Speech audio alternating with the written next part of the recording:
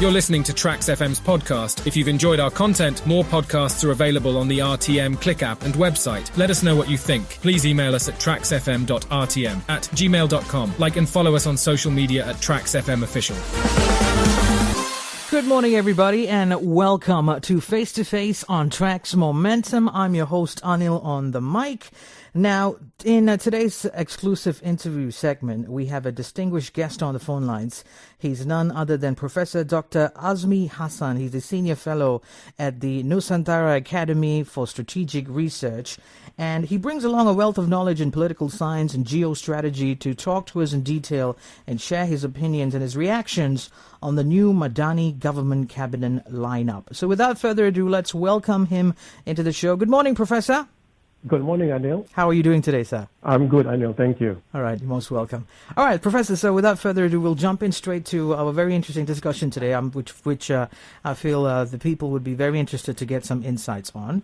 Our Prime Minister, Datuk Sri Anwar Ibrahim's cabinet held a special press conference, as we all know it, which was to announce the cabinet reshuffle. That was on Tuesday.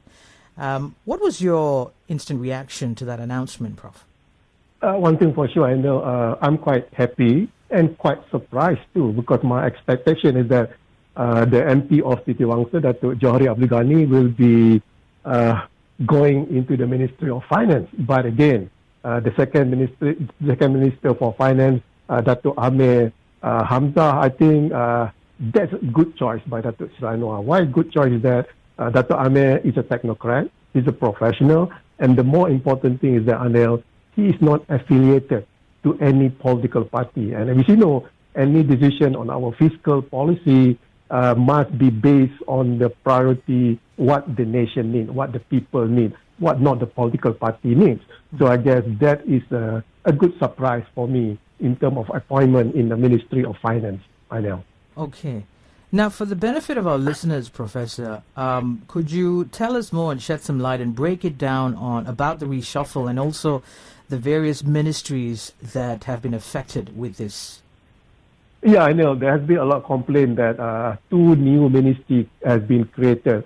One ministry from NREEC has been created into two different ministries, and another is the communication and digital, two ministry. Let's go first, one ministry headed by Datuk Sri Fadilah Yusof, which is our Deputy Prime Minister. It's about usage of energy, transition of energy. I think the Prime Minister is going big.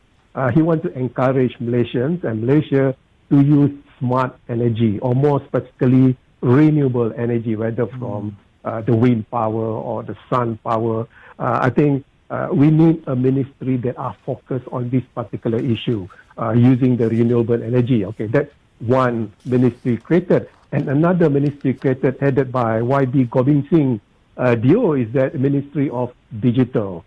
Maybe I'm wondering why we need another ministry. Communication and digital, isn't it enough? No, I don't think so that enough, because we are going big also on digital economy, Anil. Right. At the current stage, digital economy sector contribute around 22% to 23% to our GDP.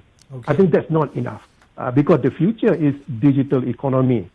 Because Prime Minister said by 2025, at least 25% of the digital economy sector contributed to the GDP. So we need at least one minister to concentrate on this particular issue, our transition from the current economy to the digital economy. So for me, I guess there is an addition of one minister only, that is Gobind Singh, because Datuk Fadilah is only a deputy Prime Minister, so no extra, I would say, baggage there. So in this case, digital economy, we are going big. So I say it again, we need a minister not only capable of bringing Malaysia into digital economy, but to concentrate on this particular sector. Prof, I like the fact that you emphasized on our Prime Minister's focus on, alternative energy, which is in line with the NETR, the New Energy Transition Roadmap as well. We're focusing on alternative energies and various other resources, especially solar, electric, and so on. Yep. Now, in your opinion, Professor, what do you think was the reason behind the cabinet reshuffle? And do you think it was done at the right time? Is it a timely move by our PM? Yes, I think it's the perfect time because for the past year, I think the Prime Minister gauged the performance of each minister, of each ministry. But the more important thing, Anil, is that the stability is there, meaning that the support that Datuk Seri Anwar got from the government is solid. But more importantly, there are MPs from the opposition side, the other side, that throw their support towards Prime Minister. And if we go back 1 year before this, when the formation of the government, the cabinet, Datuk Seri Anwar is trying to fulfill each priority for each party that supported him at that particular time. Right. Because he needs the support. And we have to remember there are 19 different entities that are supporting Datuk Seri Anwar. So he has to be very careful to shuffle the portfolios, the minister, the deputy minister. That was 1 year ago. But right now, the support is very stable. So I think that's the reason. A lot of shuffling portfolios is being done, even though there's only one minister being dropped. But I guess the shuffling of new ministers, I think that's where Datuk Seri Anwar has the stability, because he has the mandate from the government, and also the mandate especially from the 5 opposition member of parliament. Okay. Thank you very much for giving us your very in-depth explanation on your opinion behind the reason of this cabinet reshuffle, and also sharing your thoughts on whether it's done at the right time or not. Professor, we'll go in for a very quick break, and when we come back, we shall resume with our discussion. Yeah? Okay. All right, thank you very much for everyone else who's tuning in. I'm now speaking to Professor Dr. Azmi Hassan, a senior fellow at Nusantara Academy for Strategic Research. And today, Professor Dr. Azmi is speaking to us on the new Madani government cabinet lineup. When we come back, we shall resume with the discussion. Keep it right here on Face to Face Attracts Momentum. Listen in to opinions from experts regarding issues relating to Malaysians and the citizens of the world when we go face to face with our guests. Every Thursday at 11:15 a.m. only on Trax FM. Good morning, everybody, and welcome back to this very engaging conversation that I'm having here on today's edition of Face to Face on Trax Momentum with my special guest on the phone lines, Professor Dr. Azmi Hassan. He's the Senior Fellow at Nusantara Academy for Strategic Research, and Professor is actually speaking to us on the new Madani government cabinet lineup. Professor, welcome back to Face to Face. Yeah, thank you, Anil. All right, Professor, so now on Tuesday, which was December the 12th, a couple of days ago, after our Prime Minister, made the official announcement on the cabinet reshuffle, 5 new ministers have been appointed to Prime Minister's cabinet.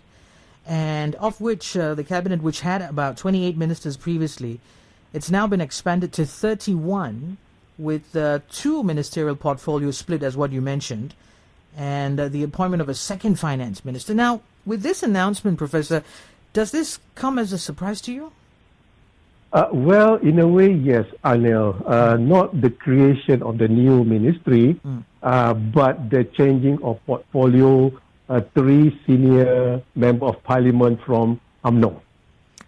I'm trying to figure out the reason behind that, because the ministry involves the defense, the foreign ministry, and also the higher education. All 3 ministries are important ministries, because there are rumors, Anil, that the movement of Tok Mat Hassan, Datuk Seri Muhammad Hassan, from defense to foreign ministry, yes. Yeah, is to curtail his political career. No, I don't think so. Because basically moving from defense to foreign ministry, I guess, is going upward. It's elevation. Because we have a lot of issues, international issues, that need to be handled. So I guess, but again, I'm trying to figure out why the changing of portfolio. But again, Anil, the creation or the recreation or the re-establishment of the Ministry for Federal Territory, I'm quite happy for that, Anil. Okay. Why is that? Is because Federal Territory, Kuala Lumpur, for example, and also Labuan, is considered a high income state, together with Penang, together with Sarawak.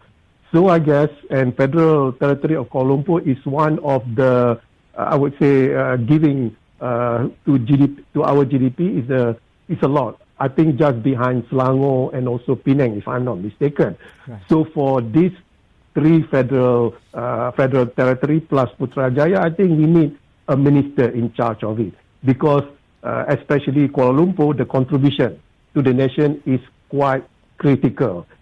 So in that case, I guess the recreation again, the Ministry of Federal Territory, I think is good. So it doesn't matter.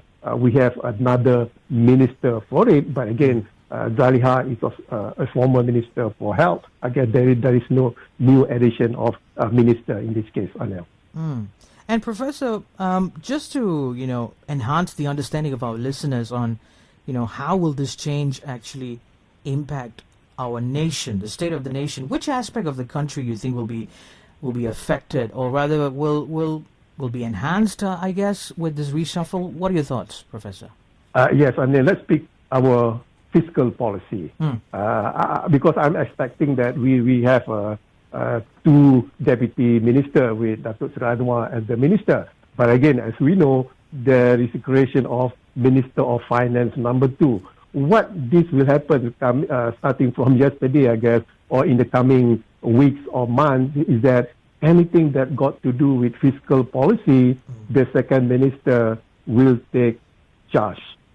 Because Datuk Seri Anwar, as a prime minister, he needs to take charge of all of other things, global things, economic things. But for fiscal policy, I guess, Datuk Seri Amir Hamzah, our second finance minister, as we mentioned just now, is a technocrat, is a professional, non-affiliated to political party.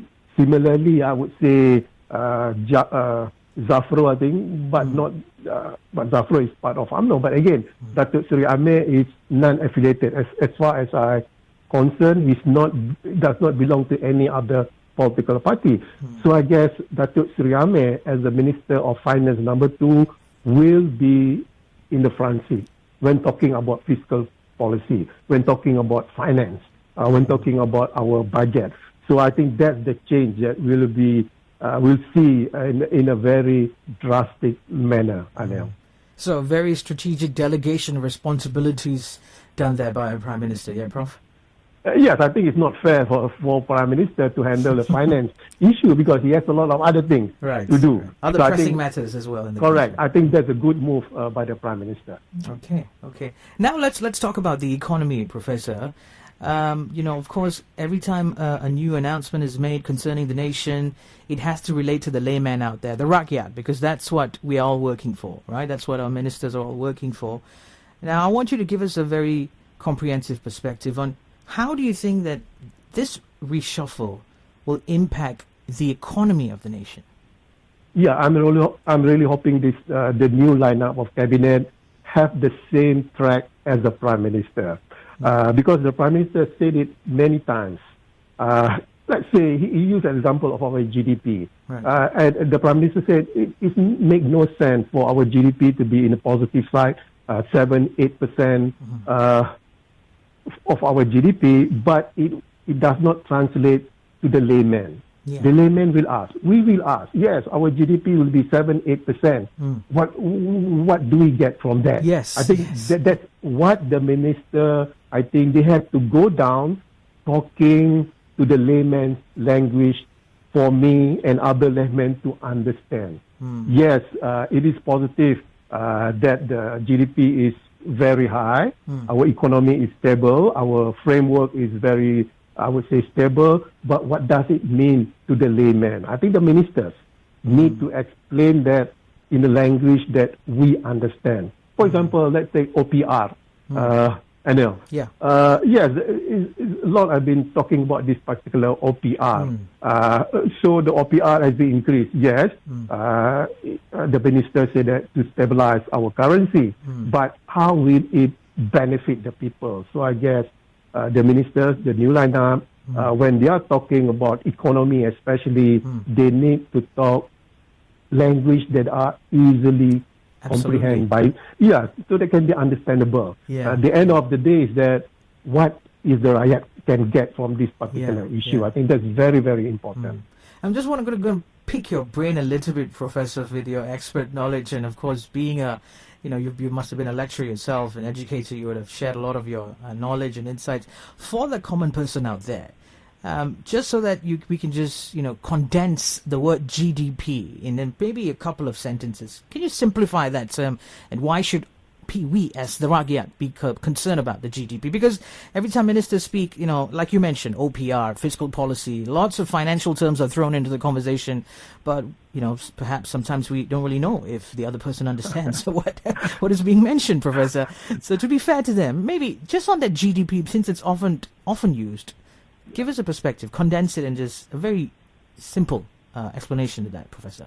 Yeah, good one, Anil, because when I say GDP, I'm thinking that everybody understood. Yeah, we know what gross domestic product, GDP stands for. Yeah. But again, in the most simplest manner, it is that the difference, the value that we import and we export.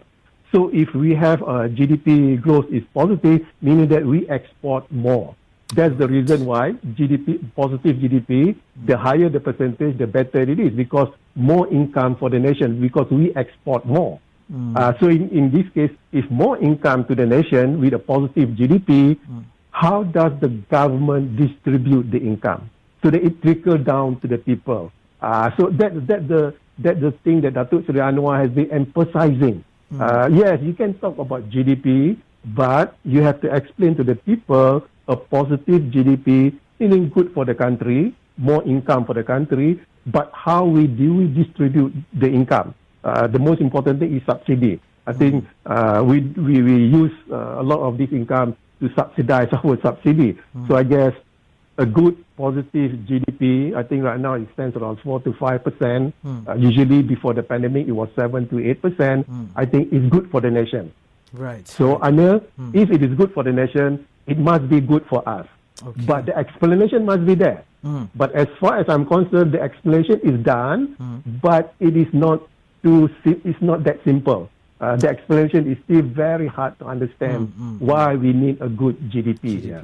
Right. But I think it was good enough, Professor. You did justice there with your explanation. I think if we have you often on the show, our listeners will end up becoming very good economic analysts after tuning into Face to Face. But anyway, Professor, just to give way for another quick break, when we come back, we'll dive in a little bit into the digital economy of our country. So just bear with us for a little while. We'll jump in for a quick break. Yeah, Professor?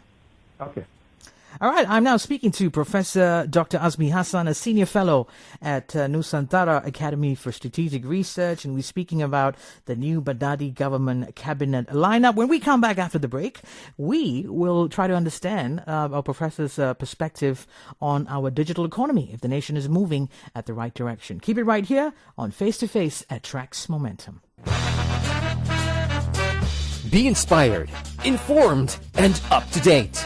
Tune in to Trax Momentum interview feature of the day at 11:15 a.m. Join us as we speak to our panel of guests on various topics. Health on Trax on Monday. Tuesday, Spectrum. Wednesday, What Matters? Face to Face with our guest on Thursdays. And on Friday, tune in to W Talk. Trax Momentum, Monday to Friday, 10 a.m. to 2 p.m. only on Trax FM. Tune in to Face on Trax Momentum. Face to Face, every Thursday at 11:15 a.m. Face to Face. Face to Face. Face to Face. Thursday at 11:15 a.m. Good morning, everybody, and welcome back to Face to Face. I'm your host, Anil, on the mic, and today my guest is not in the studios, but he's joining us on the phone lines. I'm speaking to Professor Dr. Azmi Hassan. He's a senior fellow at Nusantara Academy for Strategic Research, and Professor Azmi is actually sharing his insights today on the new Madani government cabinet lineup. Professor, welcome back to the discussion. Yes, thank you, Anil. So, Prof, earlier on in the break, we understood in detail about, the reshuffle and the ministries that were affected. You shared your opinion on behind the cabinet reshuffle. We spoke in detail about, how this would affect the economy and so on. But now I want to dive deep into the digital economy of our country. Do you think that Malaysia, the nation, is moving in the right direction to strengthen the digital economy? Yeah, first of all, I need to clarify that I'm not an expert in economy. Okay. Because I never studied economy, whether for my first degree, master's, or PhD. But again, I think my expertise is GPS satellites that we use every day. That's my expertise. Wow. But when we're talking about an issue, we need to know everything. Yeah. Here and there, you need to do that. Your opinion can be encompassed of all matters. So we are talking about digital economy now, because as I said before, we are going big in digital economy. In fact, under our 12 Malaysia plan and also the Madani economy, digital economy plays a very critical part of Malaysia's economy. Where, as I said before, by 2025, the end of the 12 Malaysia plan, the digital economy sector at least will contribute at least 25% to our GDP again, meaning another extra income to our nation. So I guess digital economy will play a critical role, similar to the smart technology, similar to the renewable energy, as you mentioned before this.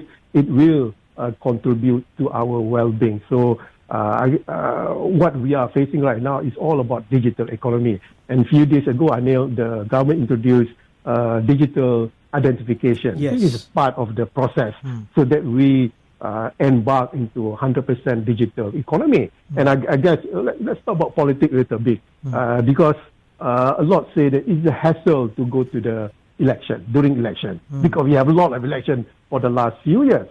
So in order to do election via online, for example, we need digital economy framework there.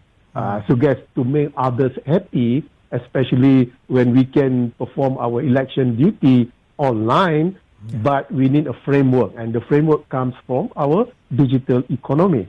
So I guess we should, at the current stage, embrace digital economy. But at the initial stage, I guess, there will be problems. There will be hesitation, especially on the identification of digital identification. There will be hesitation whether the data, what happened to our personal data. But I think the government has the framework so that we can support our endeavor to the digital economy era. Right. Just to segue a little bit, you mentioned that your expertise is actually in satellite technology. Is that right, Professor? Yes, correct. Right. Now, since we just touched on digital economy, let's also just segue a little bit into the digital sphere and technology. Maybe for the millennials and the young ones who are out there who are, right now in their tertiary education or completing their final years of high school, what do you think are some of the, openings, or rather the job sectors that would offer great opportunities in the field of, maybe research of space technology or satellite technology for the matter, in your opinion, Professor? But Anil, sadly to say that our space technology or our space sector that can provide job is quite very, very minimum, because to embark on the space technology, it needs a lot of investment. But we are good in MRO, for example, maintenance and overhaul. In aviation, is considered as part of space technology. Right. So in terms of aviation, to answer your question, Anil, I guess our aviation sector is very strong, it's very stable, it can provide a very stable job in this particular case. But in my case, as a space technology, for example, that you use every day, for example, Google Maps and Waze, that use GPS satellite. Okay. But basically, to delve a little further, Anil, my PhD dissertation is about GPS satellite, but it is all about smart bombs.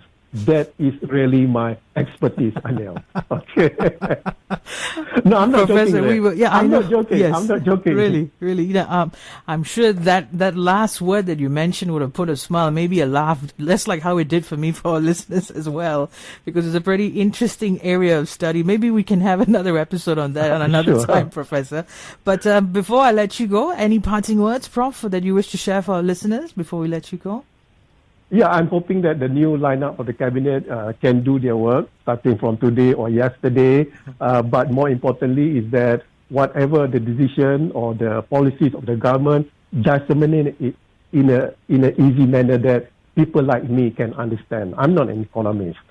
True, I'm the GPS satellite expert, but to understand economic terms is very difficult. So I'm begging the ministers, when talking to the layman, talk so that we can understand what the cabinet is doing up there, Anil. Okay. Thank you, Professor Dr. Azmi Hassan, for joining us today on Face to Face. Your expert analysis and your thoughts have been very insightful in helping us understand the new Madani cabinet reshuffle. You have a good day ahead, Professor. Take care. Okay, you too, Anil. Bye-bye. All right, and to all of our listeners, we sincerely appreciate your time that you've set aside by tuning in to this edition of Face to Face. And also for everyone else, for the benefit of our listeners, apologies for not highlighting this earlier on. We can actually now, from henceforth, be seen live via our official YouTube page, the Tracks FM official YouTube page. So all streams for our interviews will be on our Facebook page, YouTube page, that is. So you can catch the interview there in case you missed out on this edition of Face to Face. All right. Coming up in less than 12 minutes, we'll be heading over to the RTM News Center for the 12 o'clock news updates with the classy Peter the Rock Carlos. And then after that, I'll be back for another brand new hour of Tracks Momentum. Keep it right here. You're listening to Tracks FM's podcast. If you've enjoyed our content, more podcasts are available on the RTM Click app and website. Let us know what you think. Please email us at tracksfm.rtm@gmail.com. Like and follow us on social media at Tracks FM Official.